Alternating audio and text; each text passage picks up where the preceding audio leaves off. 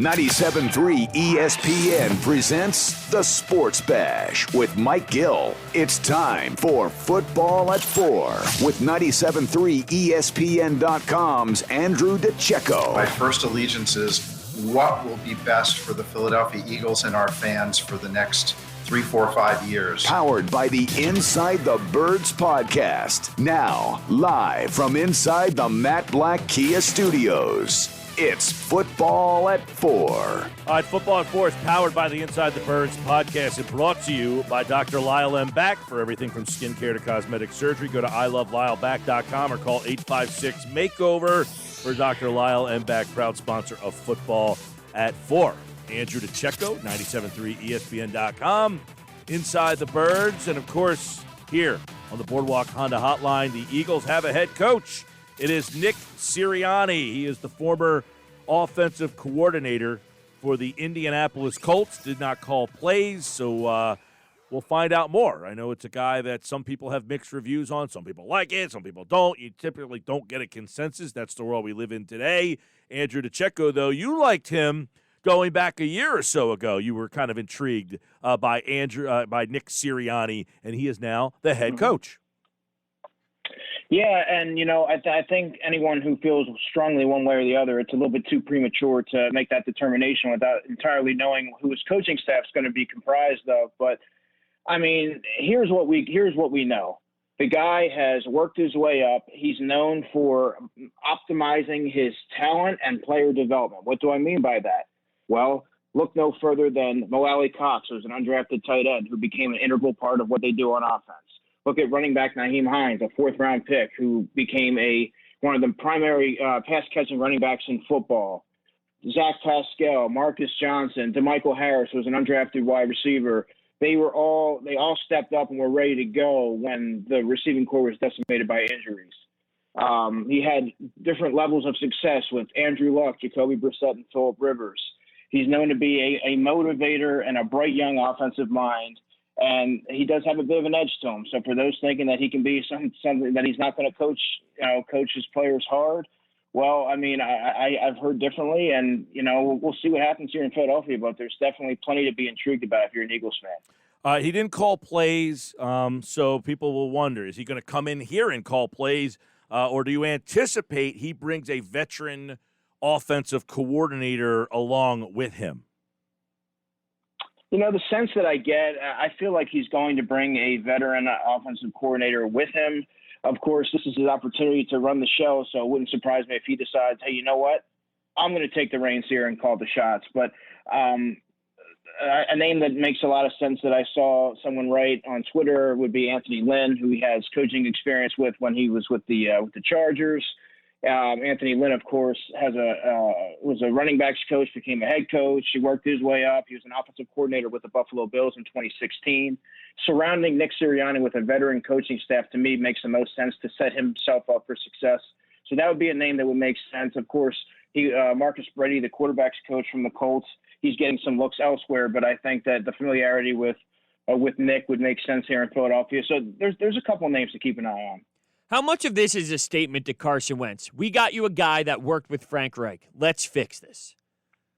Yeah, Hunter, as soon as I heard the news, the first thing I thought of was, wow, this was a move that was made solely with Carson Wentz in mind, knowing that he's a guy that's worked with 3 different quarterbacks. He's someone who has a history. He got phenomenal seasons out of Phillip Rivers and Andrew Luck. Like, he didn't just work with them. He found ways to tap into their best skill sets and get them to play at a high level. And it wasn't just one player. So he's definitely well versed in that.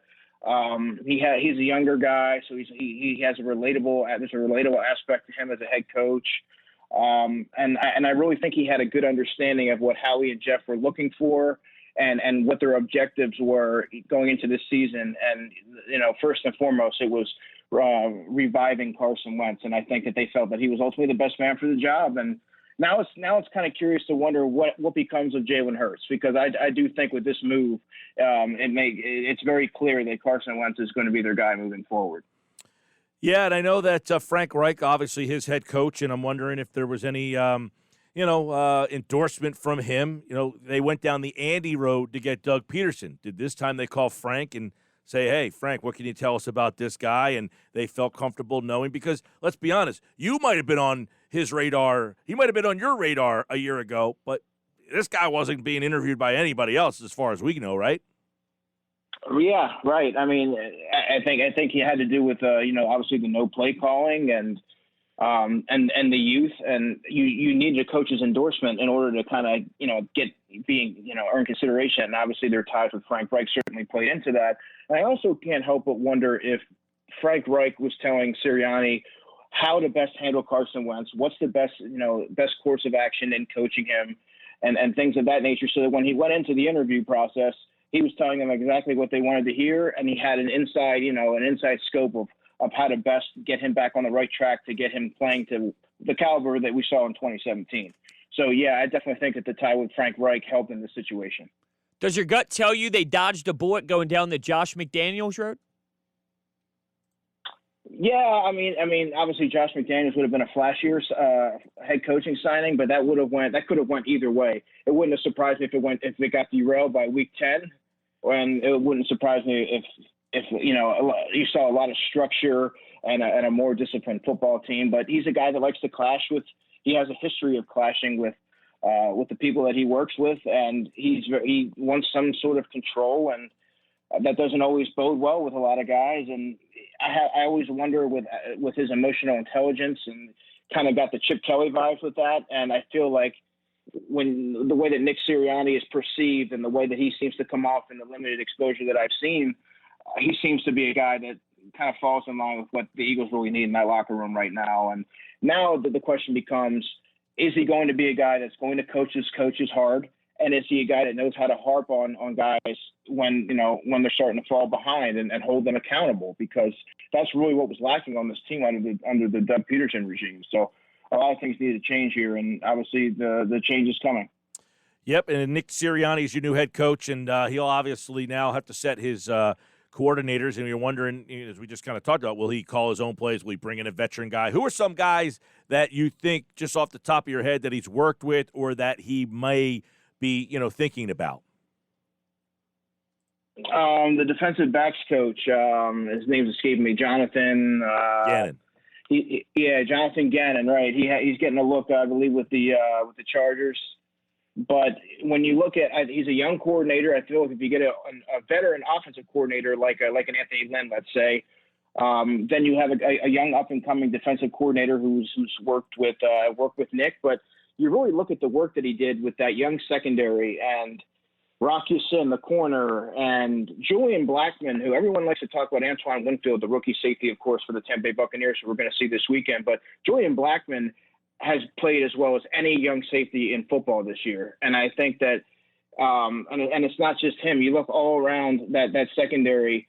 They were pretty much the unit that kept that Colts defense together and have been playing at such a high level. And I think he was a young name that's kind of a coach that's on the rise. And I feel like if you're Nick, you want to get a nice blend of youth, but also experience there to support him.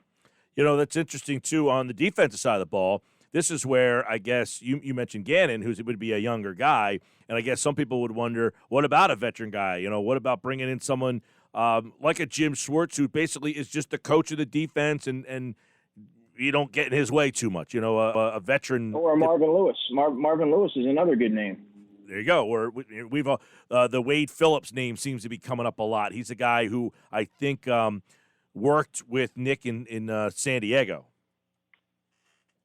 Yeah, and I feel like I think it was a couple weeks ago he put a tweet out there that said, "I'm ready to get back out there, ready to retire from retirement," I believe was the tweet. So he would be another name. And like I said, I feel like he needs to get that stability of coaches around him to make sure that he's setting himself up for success. Real quick, by the way, Sirianni was requested to interview for the Browns job when Dorsey was the GM in Cleveland, and apparently he declined that interview last year because he wanted to focus on the playoff run. So he had been at least on somebody's somebody's head coaching target, and it turns out that it's John Dorsey, who happens to be here now, Andrew.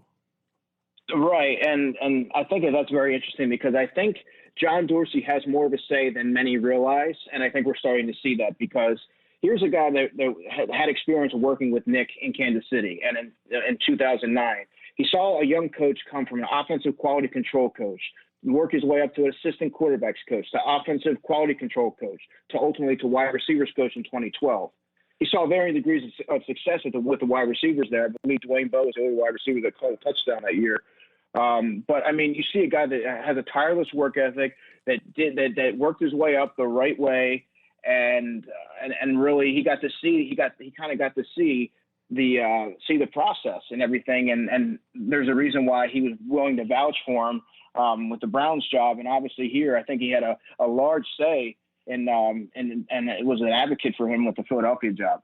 What do you think that means for Howie Roseman? Is this him overstepping where Howie Roseman was, or do you think it's just more of like a collaboration? That's the word they like to throw out at us. I mean, what does this really mean for Howie if we're learning that, hey, maybe John Dorsey's fingerprints is on this?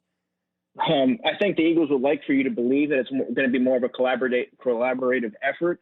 But what we're seeing here is I think that Jeffrey Lurie is a smart man. I think he realizes the problems that are kind of here, or at least he's aware of some of the issues. And I think that he knows that he needs to make some kind of alterations. And I think, and we've talked about it on this show, I think some of those changes are going to be giving a little bit more responsibility, letting John Dorsey have a little bit more say in some of the football operation aspects of the job. And I think we're starting to see that kind of play out early on.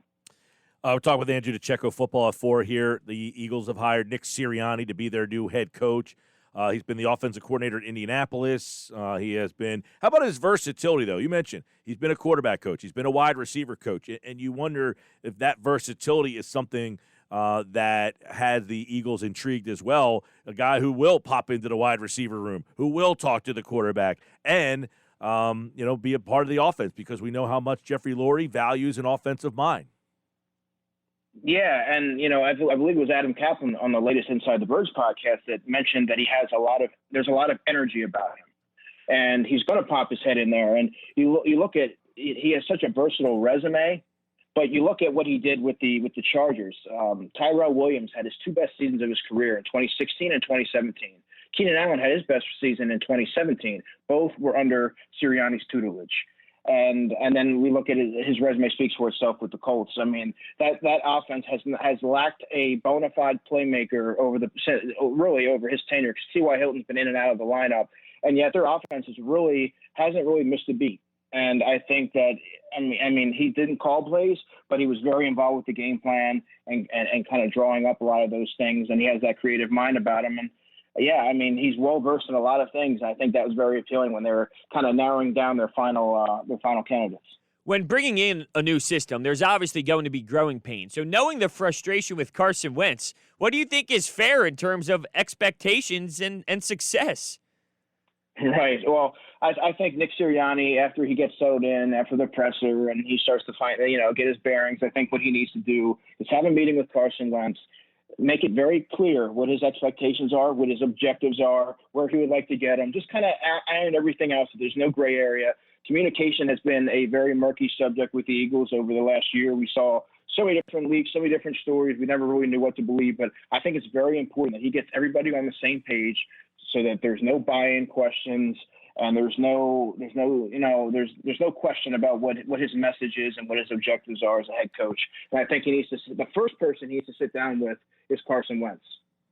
Hey, Andrew, what about – you're right about that, by the way. Before I get to my question on Deuce, I want to ask you about – do you think that Wentz but said, you know what, called Frank Reich, said, we're interviewing this guy. Like, do you think Carson kind of endorsed this over, say, Josh McDaniels? Maybe the front office wanted Josh McDaniels, but Wentz said, you know what, I feel more comfortable – because we know how important fixing Wentz is to this offseason. Yeah, well, Wentz is the franchise quarterback. There's a lot obviously invested in him. So, I mean, I'm sure that they ran it by him or they asked for his input. They may have not weighed heavily, but they want to know what their franchise quarterback, what's his thoughts? What is he thinking? Because this whole season really centers around him. If he could get his, resurrected, not only is the season going to go awry, but they have a big problem in what they do with, moving forward with their franchise quarterback. So, yeah, I do think that they asked for his opinion, and I kind of wanted to see where he was at with that, and I'm sure that ultimately played into their decision. Deuce Staley doesn't get the job. Does he return to the organization? Does he move on? And my question is, he's been here with 3 different staffs. He's been passed over a couple times before. Does Deuce have other opportunities? Does he say, you know what, I'm not going to be here. I'm not going to get the head coaching job here. I'm out. Does he have other opportunities? What, in your mind, is the Deuce story? If I'm Deuce Staley and I'm getting passed over, and they like to say that they like the whole no play calling thing against him, but Sirianni is a perfect example of a coach that hasn't called plays. So I mean, if I'm Deuce Staley, I'm looking to move on and turn the page and start a career elsewhere. It's interesting because he might be a candidate for Frank Reich's staff as an offensive coordinator there. I mean, Doug Peterson may be as well.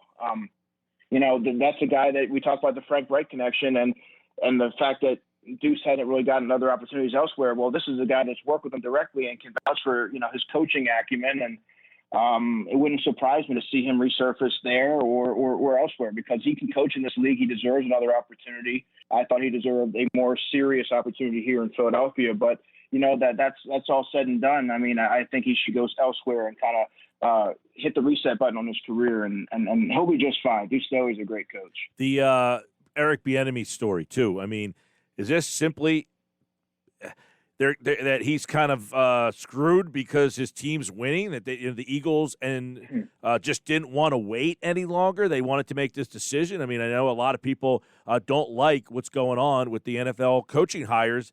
Yet again, this offseason, Bieniemy gets passed over potentially for a second or even third straight season, depending on how long you think he was a legit candidate. But is that rule not allowing these guys to coach coming back to bite a candidate like Bieniemy, or should he and the Eagles have waited to talk to him? Well, I think that they couldn't hurt to wait and talk to him, because how many times, Nick Sirianni was a name that emerged late in this process. He would have still been there over the weekend if it can't hurt to talk to a coach.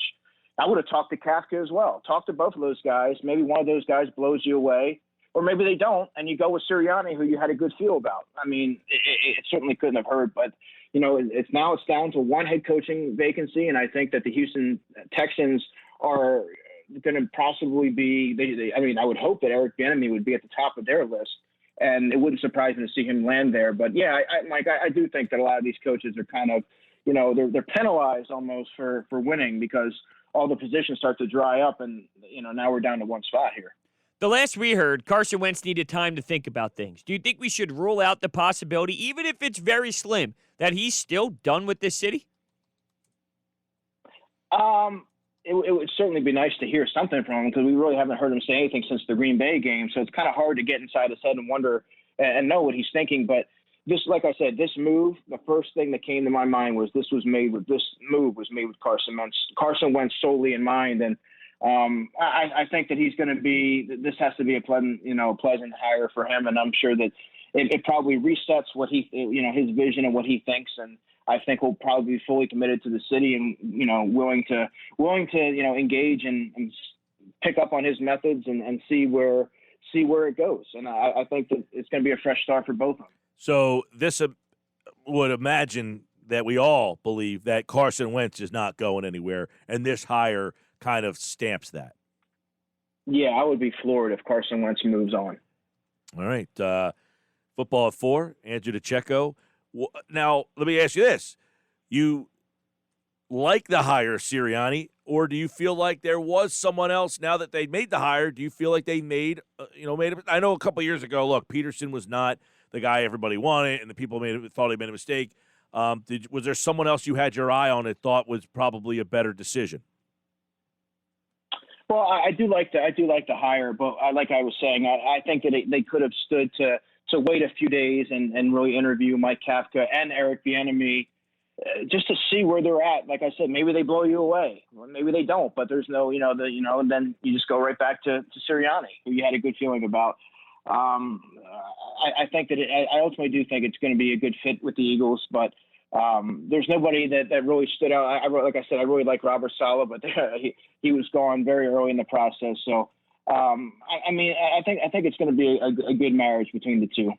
All right, there you go. As the Eagles have made their decision, they have hired Nick Sirianni. He was an offensive coordinator. By the way, a couple guys that he worked with in the past include Mike McCoy, Anthony Lynn, Romeo Cornell, and he worked for Todd Haley as the offensive coordinator. Todd Haley was the head coach, in Kansas City. So Sirianni was in Kansas City. He's also a good receivers coach. Todd Haley's also a good receivers coach. So that's a name to watch for that as well. Yeah, and Cornell, I guess, was the head coach, the interim last year. You wonder if Houston's if he's gonna be back in Houston or what's gonna happen there, because Romeo Cornell is a very good defensive mind. He would be he would be that Jim Schwartz feeling kind of guy that, like, hey, you're the head coach of the defense, go take that and run with it. Yeah, Romeo Cornell's another guy. Terrell Austin, like I said, Marvin Lewis, who has a very long history of working with linebackers and developing linebackers. And of course, he was a defensive coordinator with the Ravens when they were, when they had Ray Lewis in his prime and Peter Boulware and all those guys. So, I mean, there's going to be some options out there. It's interesting to see what direction that he decides to go. All right, there you go. Andrew DiCecco, DiCecco.